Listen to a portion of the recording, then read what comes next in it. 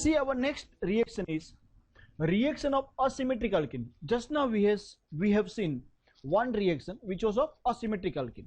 This is also asymmetric alkene, again with halogen acid, but in the presence of peroxide. So this reaction is known as peroxide effect reaction. उसको क्या बोलते हैं? Peroxide effect reaction. See, ऐसा है कि अगर propyne which is an asymmetric reaction, asymmetric alkene, उसका reaction कर रहे हो HBr के साथ, हाइड्रोहाइलिक एसिड, ठीक है, in the presence of benzoyl peroxide, then reaction इस तरीके से हो रहा है कि bromine goes to the carbon which is more hydrogen and you are getting one bromopropane. Marco-Nico said something else. The negative part should go to where? Carbon which is less hydrogen. ऐसा हमने मार्को-निको ने सिखाया, लेकिन यहां पे ऐसा आ रहा है कि bromine goes to the carbon which is more hydrogen and one bromopropane मिल रहे हैं. Because of the presence of peroxide ये हो रहा है.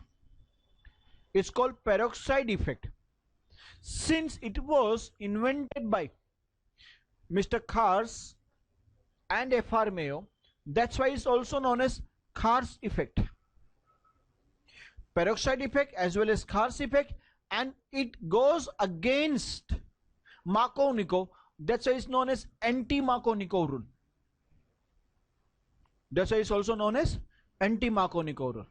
But यहाँ पे कंडीशन जरूरी है कि हाइड्रोजन पेरोक्साइड होना जरूरी है. सेकेंड थिंग, ये रिएक्शन खाली HBr के साथ ही मिलता है. Only HBr shows this reaction. They say HCl and HI do not show this type of reaction. Marco-Nico HCl, HI, HBr सब दिखाते थे.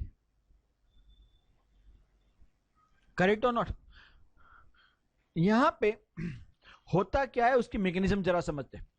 ध्यान से समझिए, इसकी मैकेनिज्म में 2 स्टेप ज्यादा है. See, we have benzoyl peroxide over here. According to peroxide effect, सबसे पहले क्या होगा, ये है benzoyl peroxide, C6H5C double bond O, C6H5C double bond O, और दोनों के बीच में पेरोक्साइड बॉन्ड O के बीच में सिंगल बॉन्ड को हम पेरोक्साइड बॉन्ड बोलते हैं. आप लिख सकते हो इसको पेरोक्साइड लिंकेज.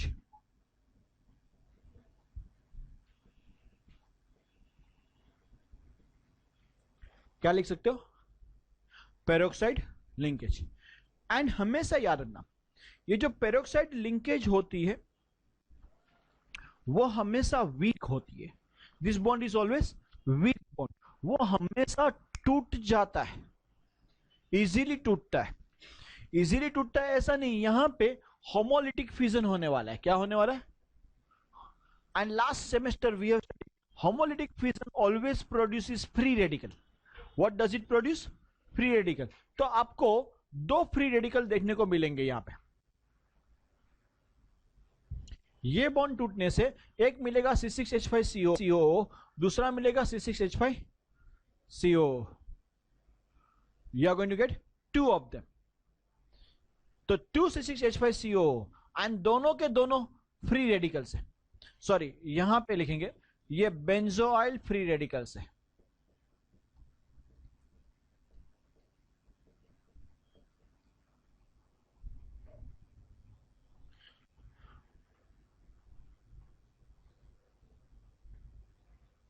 ये बेंजोइल फ्री रेडिकल भी स्टेबल नहीं है.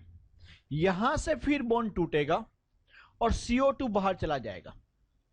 CO2 नॉर्मल कंपाउंड के अंदर जाएगा एंड आपको दूसरे 2 नए फ्री रेडिकल मिलते हैं जिसको हम बोलेंगे फिनाइल फ्री रेडिकल्स.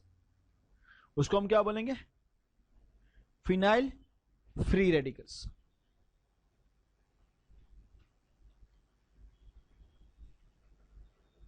तो सबसे पहले जब ये रिएक्शन होता है, बिकॉज ऑफ पेरोक्साइड, यहां पे रिएक्शन शुरुआत नहीं होती. पेरोक्साइड वीक होने की वजह से पेरोक्साइड टूट के फाइनली आपको 2 फिनाइल फ्री रेडिकल देगा. क्या देगा? अभी ये फिनाइल फ्री रेडिकल का रिएक्शन में कैसा होता है? नाउ फिनाइल फ्री रेडिकल, हमारा रिएक्शन ये था प्रोपिन प्लस HBr. HBr के साथ अभी फिनाइल फ्री रेडिकल रिएक्ट करेगा। कौन रिएक्ट करने वाला है? HBr के साथ फिनाइल फ्री रेडिकल।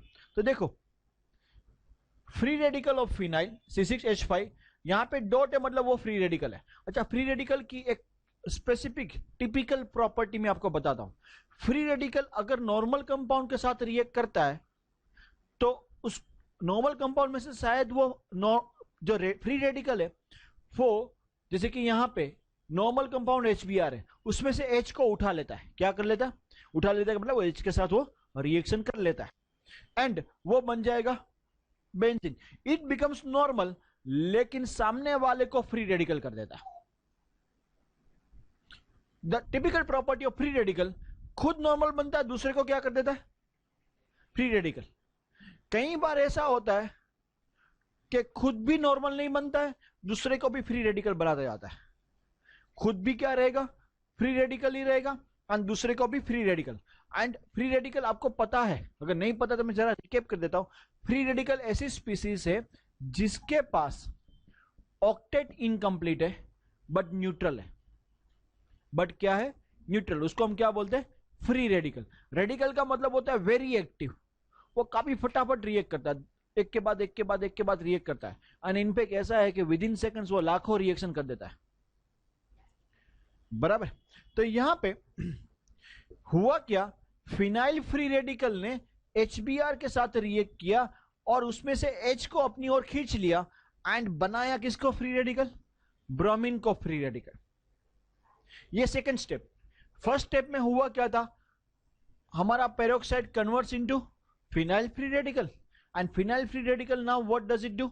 HBr के साथ रिएक्ट करके किस में कन्वर्ट कर रहा है? ब्रोमीन फ्री रेडिकल बना रहा है।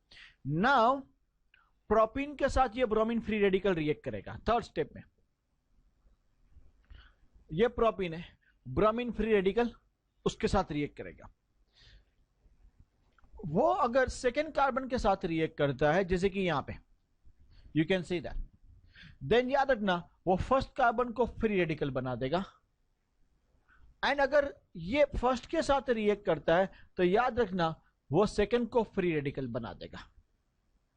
Like in the last case Markovnikov में हमने देखा, वो केटायन बनाता था क्योंकि वहां पे केटायन अटैक करता था।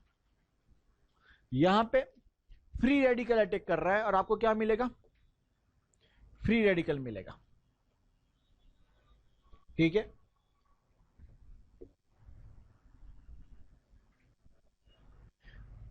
नाउ ये जो है उसको हम प्राइमरी फ्री रेडिकल बोलते हैं और इसको हम क्या बोलते हैं? Secondary free radical. सेमेस्टर 1 में हमने डिटेल में पढ़ाई किया था, सेकेंडरी फ्री रेडिकल स्टेबल होते हैं, प्राइमरी कैसे होते हैं? तो that's why you will not get this, what you will get is this. उसके बाद यहां तक समझ में आ रहा है? स्टेप बाय स्टेप वापस समझा देता हूं। First thing what has happened, peroxide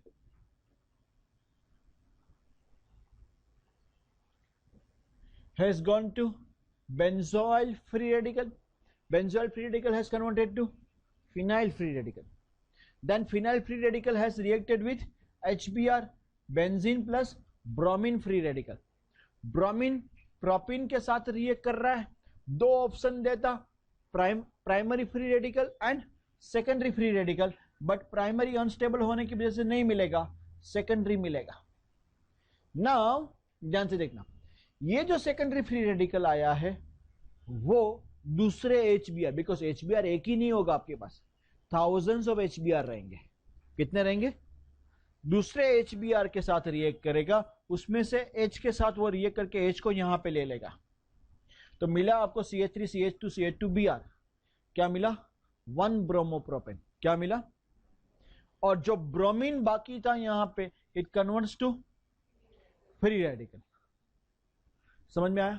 ये एक स्टेप खत्म होके हमको मिल रहा है पहला ब्रोमोप्रोपेन, सीरीज ऑफ स्टेप खत्म होके।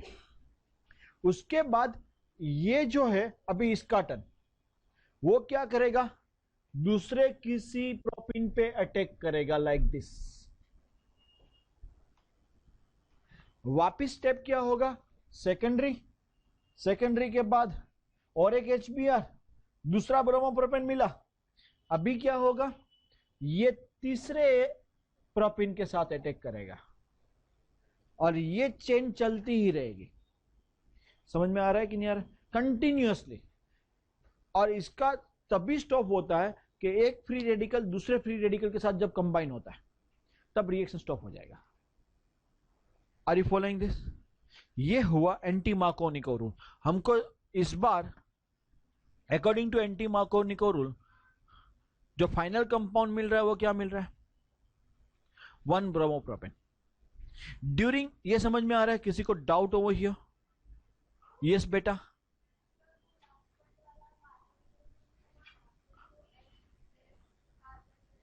H नहीं, नेगेटिव पार्ट ऐसे कार्बन के negative, H is not negative, Br is negative. H तो बिकॉज ऑफ फ्री रेडिकल के साथ कंबाइन हुआ।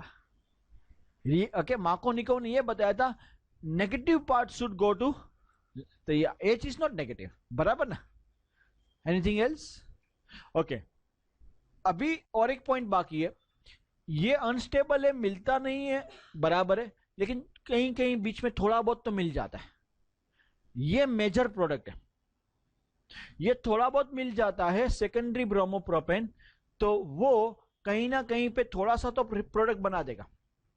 सेकेंडरी ब्रोमोप्रोपेन जो मिला वो HBr के साथ रिएक्ट करता है और आपको 2 ब्रोमोप्रोपेन बनाता है एंड फ्री रेडिकल भी मिलता है, लेकिन वो सेकेंडरी प्रोडक्ट, मतलब नॉट मेन प्रोडक्ट, वो मेन प्रोडक्ट नहीं है। आपको समझ में आया? ये क्या था?